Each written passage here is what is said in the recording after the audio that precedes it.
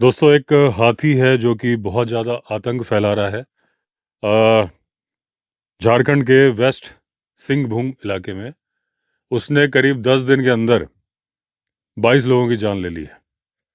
और बहुत सारे सब्सक्राइबर बोल रहे थे कि आप इस बारे में जानकारी दीजिए। तो इसने सिलसिला शुरू किया 1 जनवरी को, और 9 जनवरी आते आते इसने बहुत सारे 20-22 लोगों की जान ले ली। एक पूरे परिवार की जान ले ली जब वो घर में सो रहे थे। इस हाथी की एक खास पहचान है, इसका एक ही दांत है। वेस्ट सिंहभूम जो इलाका है झारखंड का, घने जंगलों वाला इलाका है, यहाँ पर बांस के पेड़ हैं। बांस हाथी का फेवरेट होता है। इसके अलावा साल है, सागौन है। अब कई लोगों को ये भी बोलना है कि इस इलाके में जो हाथियों का कॉरिडोर होता था उसमें इंसानों की बस्तियां बस चुकी हैं। अब ये जो पूरा इलाका है जहाँ यह हाथी वारदात कर रहा था वो चाईबासा और कोल्हान फॉरेस्ट डिवीजन के आसपास का इलाका है। इस हाथी की जो उम्र है उसका अंदाजा लगाया जा रहा है करीब करीब 25 से 30 साल का होगा। बहुत सारे लोग बोल रहे हैं कि अपने झुंड से बिछड़ा हुआ हाथी है, लेकिन दोस्तों हाथी झुंड में नहीं रहते। मेल हाथी, उनका बैचलर्स ग्रुप अलग होता है। वो मीटिंग के लिए जाते हैं हर्ड में, लेकिन हर्ड में रहते नहीं है। तो झुंड से बिछड़ा हुआ हाथी का मतलब नहीं, क्योंकि मेल एलिफेंट 16-17 साल की उम्र में अलग हो जाता है अपने झुंड से। बीच बीच में मिलता रहता है, लेकिन मीटिंग के लिए जाता है, 15 दिन 20 दिन रहेगा, लेकिन अलग हो जाएगा। तो झुंड में नहीं रहने या झुंड से बिछड़ने की वजह से वो ये वारदात कर रहा है, ऐसा नहीं है। इसके वारदात करने की एक बहुत बड़ा कारण मैं आपको बताऊं कि इसका एक दांत का होना भी हो सकता है। क्योंकि जब इंसान का दांत टूटता है तो आपको पता है कितना दर्द होता है। हाथी का जब दांत टूटता है तो जितना बड़ा वो दांत होता है, आप समझ लीजिए उतने ही गुना ज़्यादा उसको दर्द होता है। वो दांत क्यों टूटता है? जब हाथी की लड़ाई होती है किसी दूसरे बुल एलिफेंट से, और वो उस पर भारी पड़ता है, जब दर्द होता है, बेतहाशा दर्द होता है, उसके अंदर कहीं ना कहीं फ्रस्ट्रेशन का भी भाव होता है, क्योंकि हार चुका होता है। वो अपना फ्रस्ट्रेशन किसी और पे निकालता है। तो एक कारण, ये पक्का कारण मैं ये नहीं बोल रहा हूँ, ऐसा हो सकता है कि उसको दर्द है, सामने आदमी मिल रहे हैं या कुछ भी। बहुत सारे हाथियों के आपने वीडियो देखे होंगे कि वो भाग के जा रहा है, गाय मिल रही है बंधी हुई, गाय को ही वो पूरा मीन्स दबा देते हैं दांत से, वो कर देते हैं। वो भी एक फ्रस्ट्रेशन है, कहीं से भगाए जा रहे हैं, कहीं का गुस्सा कहीं उतारना होता है। तो इस हाथी के आक्रामक होने का एक कारण ये हो सकता है कि इसका एक दांत टूटा हुआ है, और वो दांत पक्का टूटा होगा लड़ाई में, क्योंकि बिना बात के मार रहा है कि रात के टाइम पे छिप के वार कर रहा है। इसने पहला हमला 1 जनवरी 2026 को किया था, जब एक आदमी घर से ऐसे ही वॉशरूम के लिए सुबह निकला। ये इंतजार में खड़ा था, इसने वहीं कुचल के दबा के मार दिया। अगले 9 दिनों में इसने 22 लोगों की जान ली है। अब कई लोगों के कच्चे घर है, झोपड़ियां हैं, जिन्हें तोड़ के हमले करने लगा। लोग इतने डर गए कि छत पे सोना शुरू कर दिया, बच्चों को स्कूल भेजना बंद कर दिया। लोग अपने काम पे नहीं जा रहे, खेतों पे नहीं जा रहे। गांव वाले रात को बहुत बड़ी आग जलाते हैं और पहरा देते हैं, क्योंकि आग के पास हाथी नहीं आता है। कोई भी जंगली जानवर आग से बचता है। अब ये वाला जो हाथी है उसको जो ट्रैंकुलाइज नहीं कर पाया, उसका रीजन जो फॉरेस्ट डिपार्टमेंट ने दिया है कि वो अपनी पोजीशन बहुत तेज़ी के साथ बदल रहा था। एक जगह टीम पहुंचती है, दूसरी जगह निकल जाता है, करते करते वो उड़ीसा निकल गया। अब उड़ीसा निकल गया, इसका ये मतलब नहीं कि अभी समस्या खत्म हो गई है। उड़ीसा में भी तो लोग रहते हैं। वो अपनी, उसको थोड़ी ना मालूम है कि वो झारखंड में है कि उड़ीसा में है। वो अपनी वारदात जारी रखेगा। और इनका नेचर क्या होता है हाथियों के? एक तो याददाश्त बहुत बहुत ही मजबूत याददाश्त होती है। बदले की भावना भी टाइगर भी गांठ लेता है, हाथी भी गांठ लेता है। लेकिन इतनी ज़्यादा बदले की भावना कि किसी 22 इंसानों को मार दे, मुझे ऐसा लग नहीं रहा। मुझे यही लग रहा है कि उसको फ्रस्ट्रेशन जो एक किसी दूसरे हाथी के सामने उसका जोर नहीं चला, तो उसको लगता है कि अपने से कमज़ोर के ऊपर चला लो। बाद में उसको उस काम में मज़ा आने लगता है। पहले इतिहास में ऐसे भी हाथी हुए हैं। एक हाथी, मेरा जो स्टोरी चैनल है विवेक अवस्थी वाइल्ड लाइफ स्टोरी, जो उसकी पहली दूसरी तीसरी स्टोरी वही है। एक हाथी था जिसका कि नाम था पीर बख्श, नाम रखा था। वो, उसकी पूंछ चिरी हुई थी, तो फॉरेस्ट डिपार्टमेंट के पास था, पालतू हाथी था, पालतू बना लिया गया था जंगल से पकड़ के। बड़ा ही स्ट्रॉन्ग सा हाथी था, लेकिन कोई भी उसको खरीदना नहीं चाहता था ऑक्शन में, क्योंकि उसकी पूंछ चिरी हुई थी। उसका ये मतलब था कि ये अपने मालिक को मारेगा। फाइनली फॉरेस्ट डिपार्टमेंट ने उसको अपने पास रख लिया। और होता क्या था कि हाथी को ज़्यादातर जो कुमकी हाथी बोलते हैं, कुमकी हाथी वो होते हैं जो कि ट्रेंड हाथी होते हैं। जैसे हमारे इंसानों के बीच में कमांडो होते हैं जो बहुत ही ज़्यादा ट्रेंड होते हैं, ऐसे ही वो हाथी जिन्हें बहुत ज़्यादा ट्रेन कर दिया जाता है वो होते हैं कुमकी। जनरली कुमकी हाथी का क्या इस्तेमाल है जंगल में? Rescue operation. जैसे अगर अभी डार्टिंग भी कर रहे हैं तो वो टीम हाथी पर ही बैठ के जाएगी, लेकिन एक हाथी को घेरने के लिए कई हाथी जाएंगे। और ज़रूरी नहीं कि ये हाथी जो इंसानों पर अपना जोर चला रहा है वो कुम्की एलिफेंट के सामने टिक पाए। अकेला कुम्की एलिफेंट भी इसको कंट्रोल कर सकता है, क्योंकि अपने से कमज़ोर पे जोर चला रहा है ना, वो उससे ज़्यादा स्ट्रांग है और ट्रेंड है। उससे भी घेरा जाता है कुम्की हाथी से। तो और टाइगर के ऑपरेशंस में भी कुम्की हाथियों का इस्तेमाल किया जाता था। तो टाइगर की स्मेल आते ही हाथी एक तरह की आवाज़ निकालता है, एक वार्निंग देता है, जिसको कि महावत पहचान लेता है कि इसने टाइगर देख लिया है। तो वो अलर्ट हो जाता है कि टाइगर आसपास है। जो हाथी ज़्यादा ट्रेंड नहीं होते वो टाइगर को देख के भाग खड़े होते हैं। तो उस पुराने ज़माने में, आजकल ऐसा सिस्टम नहीं है, लेकिन पुराने ज़माने में सिस्टम क्या था कि उस टाइम पे ट्रॉफी हंटिंग बहुत होती थी, टाइगर का शिकार बहुत होता था। तो जहाँ भी टाइगर मारा जाता था तो वहाँ से खून, क्योंकि स्किनिंग होती थी। आज तो टाइगर अगर मारा भी जाता है, अगर किसी तरह से मैन ईटर डिक्लेयर करके, तो भी उसका दाह संस्कार किया जाता है।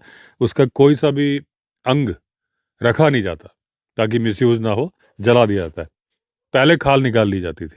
खाल निकालने के दौरान खून भी निकलता था।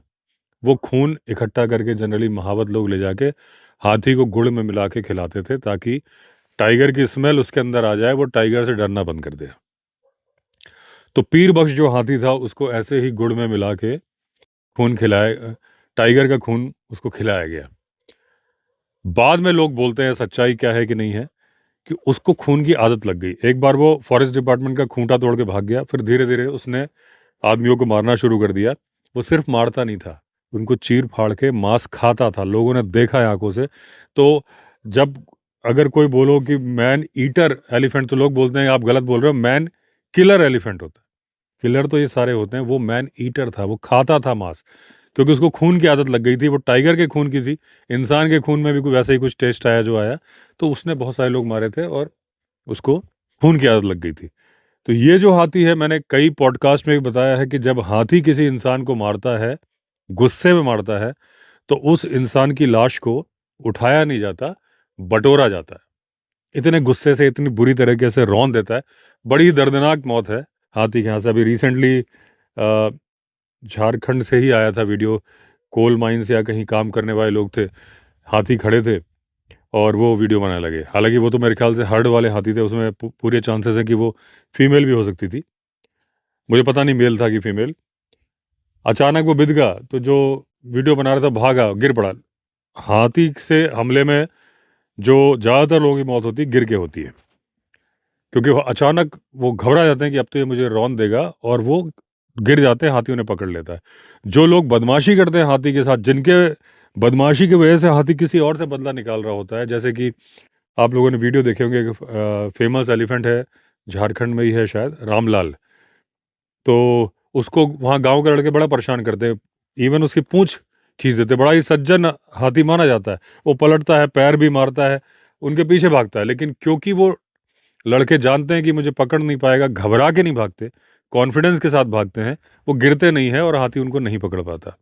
तो इतनी हिम्मत लोग करते हैं कि उसकी पूंछ खींच देते हैं। हालांकि वो जो वो रामलाल तो बोला जाता है कि बड़ा ही सज्जन हाथी है। खाने पीने पे रेड मारता है, लोग अपनी मर्जी से भी उसको खाना देते हैं, लेकिन वो ऐसा नहीं करता लोगों को मारे। कर सकता है, जिस दिन उसको ज़्यादा चिढ़ा दिया जाएगा, वो लड़के बदमाशी करेंगे, लड़के वहाँ से अपने घर चले जाएंगे, कोई एक निर्दोष आदमी आ रहा होगा और वो अपना फ्रस्ट्रेशन उस पर निकाल देगा।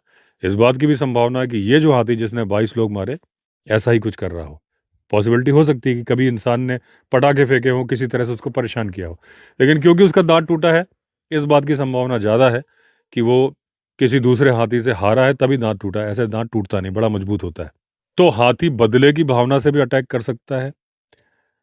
ट्रैंकुलाइज करने की कोशिशें बड़ी मुश्किल होंगी, क्योंकि जब हाथी बहुत ज़्यादा समझदार होता है, वो जान चुका है कि मेरा पीछा किया जा रहा है ट्रैंकुलाइज करने के लिए। और जैसा कि मैंने आपको बताया कि लिमिटेशंस होते हैं।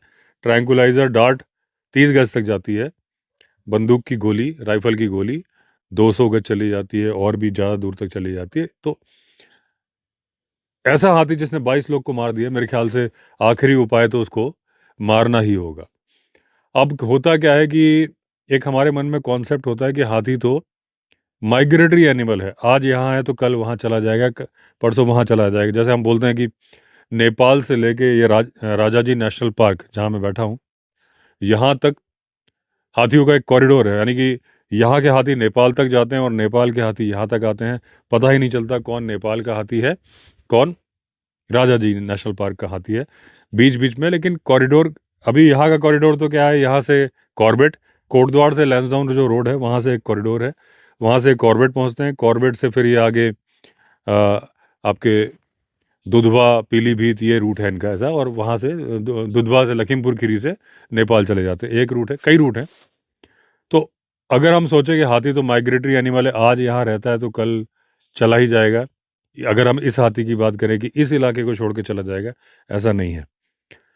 हाथी माइग्रेटरी एनिमल है, अपनी मर्जी से है, उसकी मर्जी है तो करेगा, नहीं मर्जी है तो 10 साल तक माइग्रेट नहीं करेगा। और जो माइग्रेटरी एनिमल है वो हर्ड है, सोलो टस्कर माइग्रेटरी नहीं होता। जनरली ये टेरिटोरियल बन जाते हैं। आपको सुन के बड़ा अजीब से लगेगा, लेकिन मैं एक एग्जांपल देता हूँ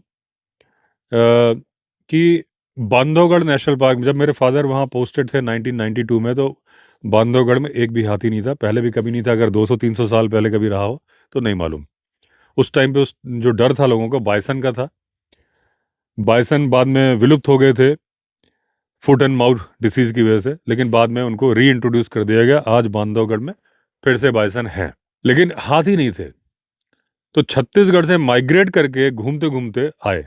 हाथी का माइग्रेशन होता है खाने की वजह से, क्योंकि अगर एक ही जगह हाथियों का झुंड रह जाएगा तो खाना खत्म हो जाएगा। 200 किलो पर डे वो टहनी और चारा खा जाता है, 100 लीटर उसको पानी चाहिए, 100 से 150 लीटर, तो एक जगह खत्म हो जाए। तो अपनी मजबूरी के तहत वो माइग्रेटरी एनिमल बना। तो जैसे कि एग्जाम्पल के लिए बताऊं कि एक तो होता है कंपलसरी माइग्रेटरी एनिमल, जैसे कि साइबेरियन क्रेन है, जो कि ठंड की वजह से रशिया से, साइबेरिया से यहाँ आते थे, क्योंकि वहाँ बहुत ज़्यादा ठंड पड़ती थी, यहाँ ठंड के मौसम में कम ठंड होती थी। तो मजबूरी की वजह से माइग्रेशन, अपने आप को बचाने के लिए, क्योंकि वहाँ उनका खाना ही खत्म हो गया, बर्फ़ में सारा कुछ दब गया, तो खाएंगे क्या, आना ही पड़ेगा। हालांकि बहुत सारे अफ़गानिस्तान वगैरह और बाकी जगह पे राइफ़ल से बहुत सारे मार दिए जाते थे। जैसे भरतपुर में आते थे, सुल्तानपुर बर्ड सेंचुरी में आते थे, तो पता चला कि इस साल एक कम आया, रास्ते में उसको मार दिया गया होगा। लेकिन यहाँ टॉपिक साइबेरियन क्रेन नहीं है। तो ये तो हो गया मजबूरी की माइग्रेटरी एनिमल, माइग्रेटरी बर्ड है, यानी करेगी ही करेगी। हाथी का मैंने आपको बताया उसकी मजबूरी है, जहाँ उसको खाना ठीक ठाक मिल रहा है वो माइग्रेट नहीं करते। बांधवगढ़ का मैं एग्जाम्पल दे रहा था, वहाँ हाथी नहीं थे, लेकिन छत्तीसगढ़ से एक बार आए। उन्होंने कहा यार ये तो जगह सही है हमारे लिए, यहाँ तो बांस बहुत है, यहाँ पे बहुत सारा खाना है, तो अब छोड़ के क्यों जाना। तो करीब 2018 के आसपास आए थे, 2026 आ गया, 8 साल हो गए, हाथी जा ही नहीं रहे। तो अगर वो माइग्रेटरी एनिमल था तो माइग्रेट करके वापस क्यों नहीं जा रहा है, क्योंकि उसको पसंद आ गया, नहीं जा रहा है। 70 के आसपास हाथी हो चुके हैं, अभी उनके पास खाना बहुत है, क्योंकि उस बड़ा जंगल है। लेकिन जब जिस दिन वो 700 हो जाएंगे, 500 हो जाएंगे, तब उनमें से कुछ को दोबारा माइग्रेशन शुरू करना पड़ेगा, खाना कभी कभी कम पड़ जाएगा। मर्जी है माइग्रेट करना है कि नहीं करना है। वो भी हर्ड, फीमेल वाला हर्ड, जिसमें कि 16 साल से नीचे के नर मेल और बाकी फीमेल होती है बड़ी। मेल का जैसे मैं आपको बता रहा था कि वो हर्ड से अलग हो जाते हैं, अलग कर दिए जाते हैं ज़बरदस्ती, फीमेल धक्के दे दे के निकाल देती हैं ताकि इन ब्रीडिंग ना हो। उनको, हाथी इतना समझदार जानवर है, उसे मालूम है अगर ये हमारे ही परिवार के बच्चे हमारे यहाँ रहेंगे और फीमेल से मीटिंग करेंगे तो हमारे बच्चे कमज़ोर पैदा होंगे। जैसे कि गुजरात के लायन में हो रहा, बीच में इन ब्रीडिंग के चलते कुछ अंधे बच्चे पैदा होने लगे थे। वाइट टाइगर में सारी इन ब्रीडिंग है। इंडिया का, पूरे वर्ल्ड का पहला वाइट टाइगर मध्य प्रदेश के रीवा राज्य में मिला था, मिला तो सीधी डिस्ट्रिक्ट में था, और उसको महाराजा साहब थे रीवा के, उन्होंने गोविंदगढ़ के किले में रखा और दूसरे टाइगर्स के साथ मीटिंग कराई, तो कई लिटर में वाइट टाइगर पैदा हुए। उसको उन्होंने अलग अलग जगह जू में गिफ्ट में भेजा है। आज पूरे वर्ल्ड में जो संतानें हैं वो मोहन की है। इंडिया में भी बहुत सारे वाइट टाइगर जू में है। तो वो जो नॉर्मल टाइगर होता है, अगर मान लीजिए 100 रुपए का है फॉर एग्जांपल, जू में जब बेचा जाता है, वाइट टाइगर 300 रुपए का है। तो वो क्या करते हैं, इन ब्रीडिंग की परवाह नहीं करते, जू वाले ब्रीडिंग कराते हैं, भाई बच्चा होना चाहिए उसका, हमें उसको बेचना है। हालांकि यहाँ महाराजा साहब ने तो बेचे नहीं थे, गिफ्ट में दिए थे। तो इन ब्रीडिंग के चलते क्या होता है, उनकी आंखों में महंगापन बहुत सारी, जब वो देखेंगे तो गर्दन हिला लग देखेंगे, बहुत सारी उनमें शारीरिक और मानसिक विकृति आ जाती है, लेकिन किसी को परवाह नहीं है क्योंकि वो वाइट टाइगर है।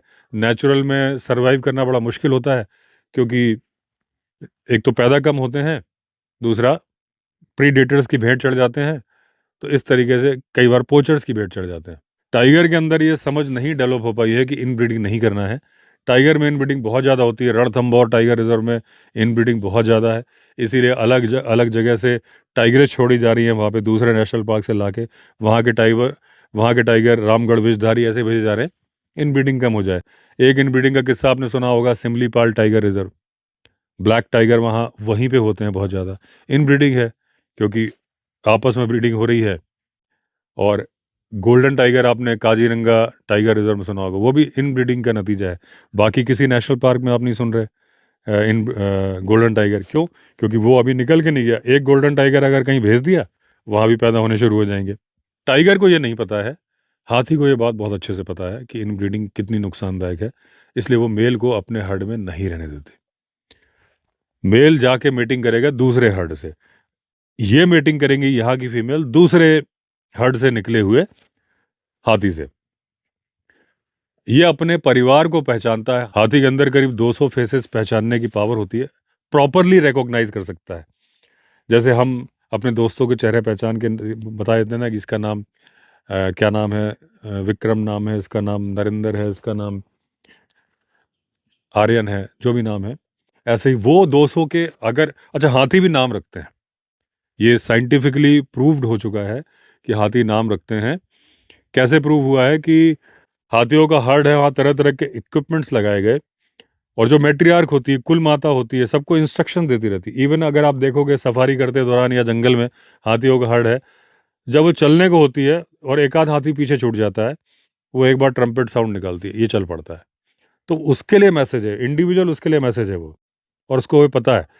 तो नाम का कैसे होता है कि जब ये स्टडी किया गया तो ये कुछ तो रम्बलिंग साउंड निकालते हैं जिसको कि हम नहीं सुन सकते, लेकिन इंस्ट्रूमेंट सुन लेता है।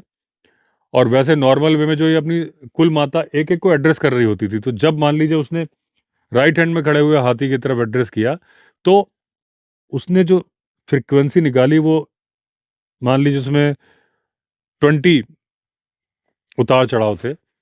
दूसरे उसके बगल वाले को बोला तो उसमें मान लीजिए 25 थे, इधर वाले को बोला तो 35 थे। फिर इसको जब दोबारा बोलेगी तो 20 ही आएंगे, उसमें 21, इसमें 35। यानी जब जब वो दूसरे की तरफ अपना सिर घुमा के बोल रही थी और वो जो रिस्पॉन्ड कर रहा था, मुड़ के देख रहा था, उस वक्त सेम फ्रीक्वेंसी आ रही थी। इसका मतलब कि उसका नाम था, उसका नाम लेके उसने पुकारा था, वरना उस हाथी को कैसे मालूम कि ये मुझे बुला रही। तो हाथी नाम भी रखते हैं, 200 फेसेस करीब रिकॉग्नाइज कर सकते हैं, तो ये अपने हर्ड को पहचान लेते हैं। तो जो टस्कर अलग हुआ या मखना भी बुल एलिफेंट अलग हुआ, वो जब समय समय पे घूमते रहते हैं तो मिलते रहते हैं। अगर ये माइग्रेट करके हर्ड चला गया, मान लीजिए नेपाल चला गया, तो आते आते इसको 1-2 साल लग जाएंगे। जरूरी नहीं कि उसका वो टस्कर जो अलग हुआ था उसके पीछे जाएगा, वो यही रहेगा, उसकी मर्जी है। हाँ, अगर उसका मन कर रहा है, जिस हर्ड को फॉलो कर रहा है उसके साथ जा रहा है, थोड़ा डिस्टेंस रख के चलते रहते हैं, मीटिंग के लिए ज्वाइन करते हैं, कुछ दिन बाद वापस अलग हो जाते हैं। हाथी जब झुंड से अलग भी कर रहे होते हैं, जब ये मार पिटाई करके धक्का दे दे के गिरा गिरा के उसको बता देते हैं कि तुम्हें जाना है, और वो जब अग्रीड हो जाता है, अपना विरोध बंद कर देता है, तो 3-4 दिन शांत खड़ा रहता है। बाकी उसको मारना पीटना भी बंद हो जाता है। सबको मालूम है कि अभी जाने वाला है। धीरे धीरे एक एक हाथी अपनी सूंड से उसको टच करता है, मिलने जाता है, और फिर धीरे धीरे जब क्लियर हो जाता है तो वो हाथी चल पड़ता है, बाकी का हर्ड खड़ा रहता है, हाथी चला जाता है। वो अकेलापन फील करता है। बाद में ऐसे ही जो दूसरे अलग अलग हुए हाथी हैं, ये अपने पैरों की थपथपाहट से भी मैसेज पास कर सकते हैं, रम्बलिंग साउंड से भी एक दूसरे को मैसेज देते हैं। तो एक दूसरे को मैसेज पास करके ये ढूंढ लेते हैं कि बैचलर्स ग्रुप, अगर टस्कर का ग्रुप है, हर्ड है, तो टस्कर ही का ही हर्ड होगा। अभी हरिद्वार में बड़ा आतंक है, क्रॉप रेडिंग एलिफेंट होते हैं, दिन भर ये किसी हर्ड को ज्वाइन करें, मीटिंग करें, कुछ भी करें, रात को मिल जाते हैं। एक जगह उनका पॉइंट फिक्स होता है, उसके बाद उनका एक लीडर होता है, और ये क्रॉप को रेड करने जाते हैं। जो क्रॉप रेडिंग एलिफेंट होते हैं उनका साइज ज़्यादा बड़ा हो जाता है, क्योंकि उनको न्यूट्रिएंट्स ज़्यादा मिलते हैं ना, इजीली टहनी चबा के जो मिलेगा, और जो फसल है, गेहूं की फसल है, गन्ने की फसल है, इससे ज़्यादा ताकत मिल जाती है, साइज बड़ा हो जाता है, तो उल्टा उनको बेनिफिट होने लगता है। जब उनको फीमेल के लिए, मेटिंग के लिए लड़ाई होती है दो बुल एलिफेंट में, तो भारी वो पड़ता है जो क्रॉप रेडिंग एलिफेंट है। अब जो सिंह भूम की हम बात कर रहे हैं, इस बात की भी संभावना हो सकती है कि ये शरीफ रहा हो, पहले क्रॉप रेडिंग एलिफेंट ना रहा हो, दूसरे क्रॉप रेडिंग एलिफेंट ने इसको हराया हो और उसका दांत टूट गया हो। अब ये फ्रस्ट्रेटेड और गुस्से वाला बन गया है और लोगों से बदला निकाल रहा है। तो ये बात जो मैंने अलग अलग भटक भटक के जो आपको बातें बताई, उसमें बताने का पर्पज़ ये है कि ज़रूरी नहीं कि हाथी माइग्रेट करे। मैंने बताया कि सारे नहीं होते, अपनी चॉइस के हिसाब से माइग्रेशन करते हैं, मेल और कम करते हैं। मैंने बीच में बोला था कि हाथी टेरिटोरियल भी होते हैं।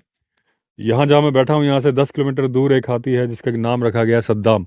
अब तो बूढ़ा हो गया, उतना ज़्यादा खतरनाक नहीं है। पहले तो उसने कई लेडीज़ मोतीचूर और उस रेंज में मारी। 1.5 दांत का हाथी है, तो उसकी क्रूरता की वजह से उसका नाम रखा गया था।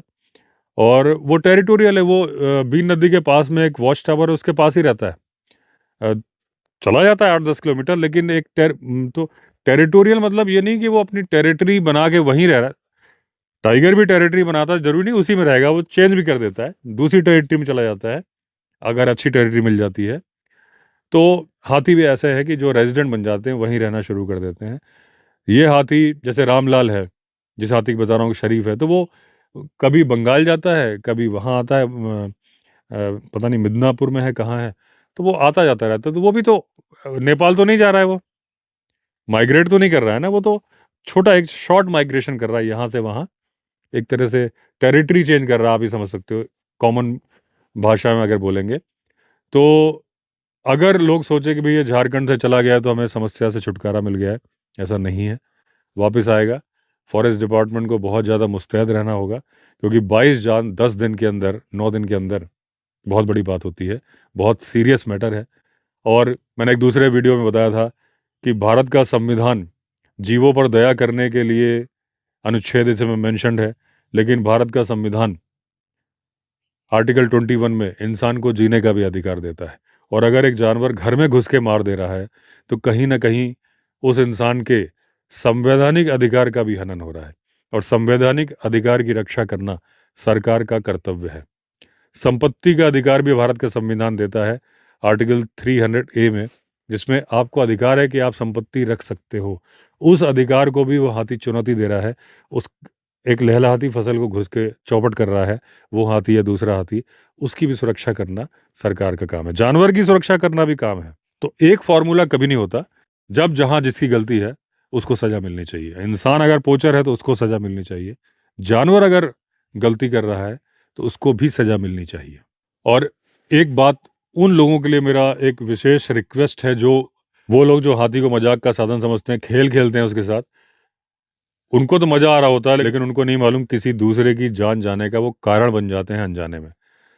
तो अगर आप जब हाथी को छेड़ रहे हो, उसके पास हॉर्न बजा रहे हो, आप सोचते मैं तो तेजी से निकल जाऊंगा हॉर्न बजा के, कभी उन लोगों के बारे में भी सोच लीजिए जो आपके पीछे गाड़ी लेके आने वाले हैं, क्योंकि वो तो गुस्से में है ना। अब आपका गुस्सा उस पर उतरेगा तो मुझे लगता है कि आपका शायद मजा करने का मन था, लेकिन किसी दूसरे इंसान को नुकसान करने का तो मन आपका भी नहीं रहा होगा। ऐसे ही वो जो गांव के लड़के हाथी रामलाल की पूंछ खींचते हैं, उनसे भी मेरा निवेदन है ऐसा ना करें, क्योंकि कोई निर्दोष आदमी मर जाएगा, और क्या पता ये वाला हाथी भी, संभावना है इसी तरह से इंसानों का सताया हो, जो किसी और के किए का बदला किसी और से ले रहा है। चलिए दोस्तों, उम्मीद है कि ये हाथी जल्दी या तो ट्रैंकुलाइज होगा, ये नहीं लास्ट ऑप्शन, उसको मारा जाएगा, लेकिन निर्दोष लोगों की जानें बचनी चाहिए। तो चलिए दोस्तों, अगर आपने चैनल सब्सक्राइब नहीं किया तो चैनल सब्सक्राइब कर दीजिए। फिर मिलते हैं, तब तक के लिए all the best. Vande Mataram.